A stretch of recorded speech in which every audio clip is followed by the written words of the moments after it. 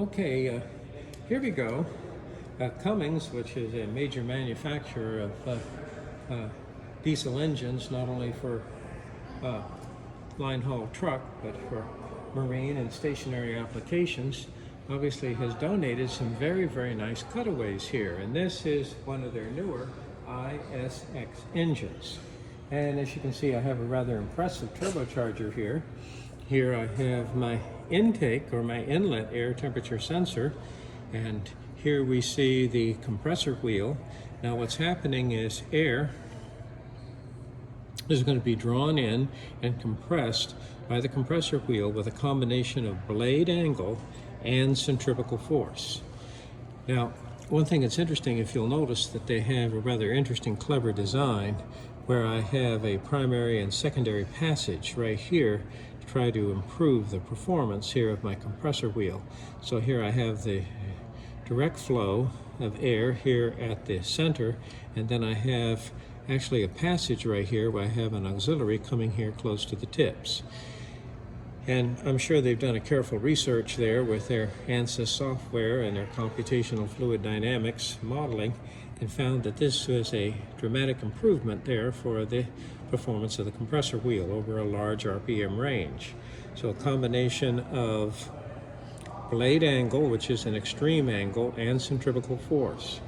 Now obviously the idea is that I'm compressing the air. This is my diffuser, so as it leaves, it's at very high velocity, a combination of centrifugal force and blade angle, and then I enter this diffuser section where I'm going in from a small passage to a large passage. The idea is I exchange velocity for pressure and then direct the high pressure air there to a aftercooler first, because what's happening as a consequence of compressing the air will reducing the volume of the air, raising its pressure. That was what we call Boyle's law. And I'm also going to increase the temperature considerably, and that's going to want to increase the volume. And so what do I want to do? I need to restore the density of that air. I'd like it to be much cooler. So what am I going to do? I'm going to direct it to an aftercooler, try to bring that temperature down as far as I can, and then it's going to come around here to the other side of the engine to the intake manifold. And remember, this is a diesel engine. So let's get back to our turbocharger here. This is really a high-end turbocharger, late model turbocharger. Let's take a look at this. Now, what do we have over here? I do not have a wastegate. Instead, I actually have this vane type mechanism. So what I can do is I can actually use this assembly right here to actually control the inlet, we're going to call these inlet guide vanes. That's what they're called on a gas turbine engine, and I think I can call that there. So I have a variable inlet guide vane design.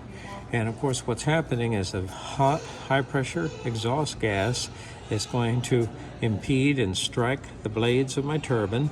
And notice as a combination of angle, or centrifugal force is fighting against me, but angle, what am I doing? I'm actually redirecting the exhaust gas in the other direction from the way that it hit it. So what am I doing? I'm trying to extract kinetic energy from the gas flow and convert it to mechanical energy. And here we go.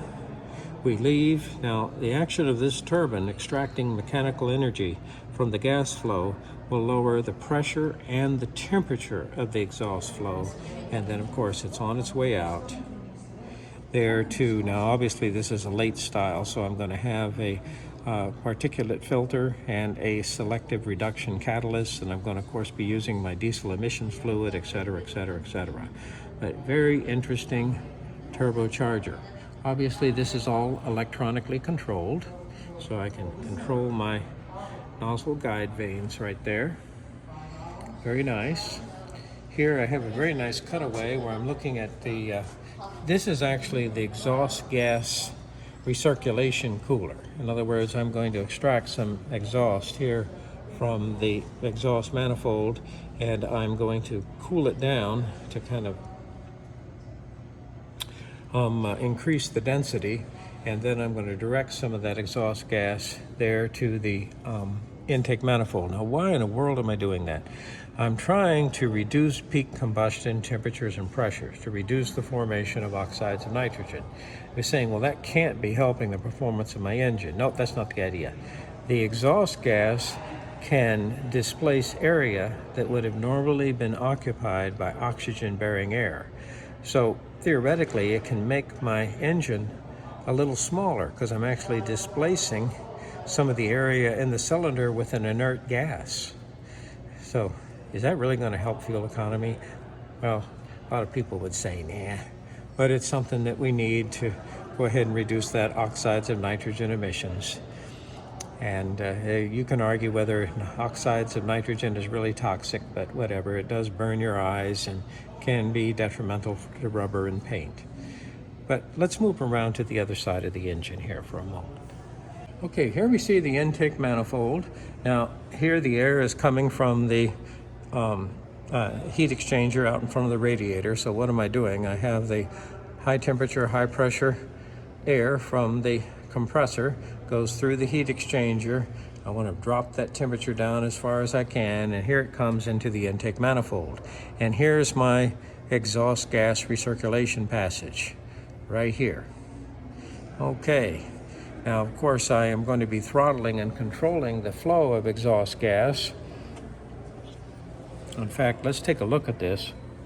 This is my valve mechanism for controlling exhaust gas flow.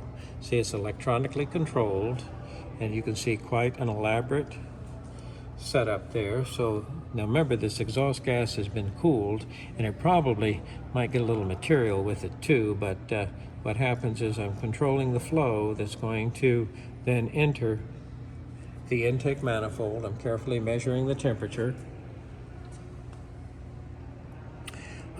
This is actually a type of flow meter, I believe. What they're doing here, you see this is a Venturi meter, and I'm measuring the pressure before and after. So what I can do is I can get an idea of the temperature of the exhaust gas and the flow of exhaust gas into the intake manifold. Now, if you were to lose this, and I suspect you can electronically by adjusting the program within your electronic control unit or powertrain control module, or I think what they call digital diesel electronic control module. But of course, we're not supposed to do that. So here we do. We're coming right on in. So here is my type of flow meter. Here is a intake manifold temperature sensor, intake manifold pressure sensor. Now remember, this is a diesel engine. So what happens is I have just air in the intake manifold.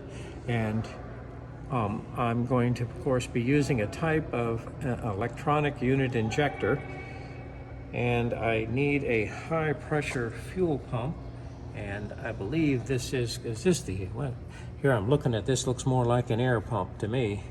Let's see, where is my high pressure fuel pump on this model?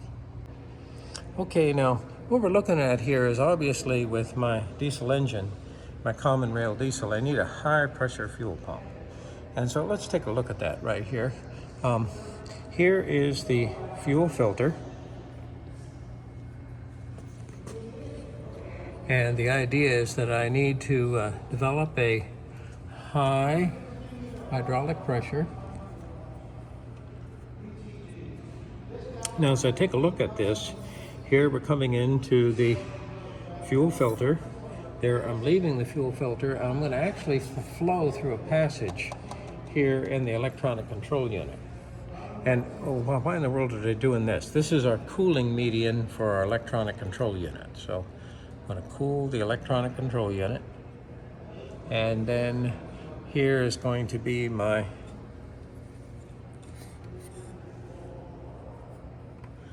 I believe my high pressure pump. And I guess what I'm doing is I'm directing the output of the high pressure pump directly to the manifold for the injectors. I believe that's what's coming is doing here. As I look at this assembly right here, it just looks an awful lot like an air pump to me.